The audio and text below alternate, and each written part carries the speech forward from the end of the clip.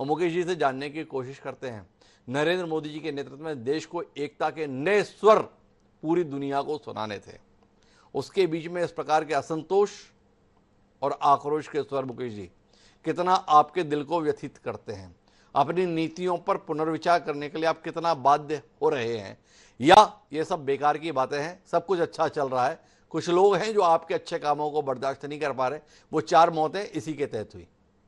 Doctor Himanshu, आपको नमस्कार। को पैनलिस्ट को भी नमस्कार। देखिए, स्थिति बहुत जटिल है। लद्दाख जो है बहुत ही सेंसिटिव बॉर्डर एरिया है। चाइना और नेपाल का वहां पे लगातार जो है अतिक्रमण होता रहता है। और वहां पे जो अगर आप जनसंख्या देखिए तो 3 लाख के आसपास जनसंख्या है। और वहां पर ये दो हिस्सों में विभाजित है। एक तो लद्दाख का एरिया हो गया, और जो लेह का एरिया, और दूसरा कारगिल एरिया हो गया। अब जो लेह जो है वहां पर जो है बुद्धिज्म का ज्यादा इन्फ्लुएंस है। और जो कारगिल है वहां पर शियास का इन्फ्लुएंस बहुत ज्यादा है। तो आपस में भी मतभेद उनमें बने रहते हैं लगातार। अब उनकी डिमांड यह है कि उसको स्टेट का हक दिया जाए। तो देखिए, स्टेट का हक देने में सेंट्रल गवर्नमेंट कोई हिचकिचाहट नहीं है, लेकिन उसके पीछे बहुत सारे उसके, अगर आप उसका विश्लेषण करें तो आप देखेंगे इतना इतना सिंपल जवाब नहीं। 3 लाख की कुल जनसंख्या है, वहां पर माउंटेनियस जोन है, सेंसिटिव बॉर्डर एरिया है, वहां पर लगातार सेंट्रल इंटरवेंशन रिक्वायर्ड है। इसके अलावा मैं आपको बताऊं कि कांग्रेस जो है वो आग भड़काने में लगी हुई है।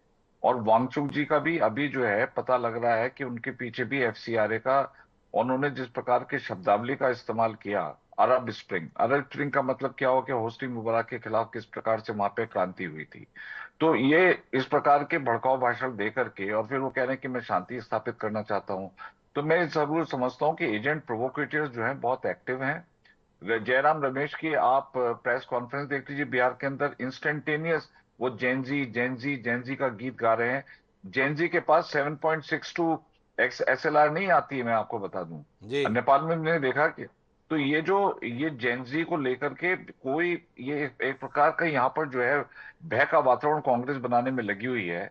उनके जो सिपांग है, सेंसिंग तपांग, जो वहां के अपर ले के कॉर्पोरेटर हैं, वो उसमें खुद शामिल थे। वहां पर जो जब बीजेपी के ऑफिस को जलाया गया तो वो खुद ही उसमें डायरेक्टली शामिल थे। अभी तो इन्वेस्टिगेशन चल रहा है, पता लगेगा। और आखिरी बात मैं ये कहना चाहता हूँ डॉक्टर हिमांशु, कि जब 6 अक्टूबर को ये बात हो गई थी कि तय कि भाई आपके साथ बैठेंगे, हाई पावर कमेटी बैठेगी, केडीए जो कारगिल डेमोक्रेटिक अलायंस है और जो ले एपेक्स बॉडी है उनके साथ बैठेगी, और कल भी शायद मुलाकात होने की बात थी, उससे 1-2 दिन पहले ही ये जो जो वायलेंस हुआ है,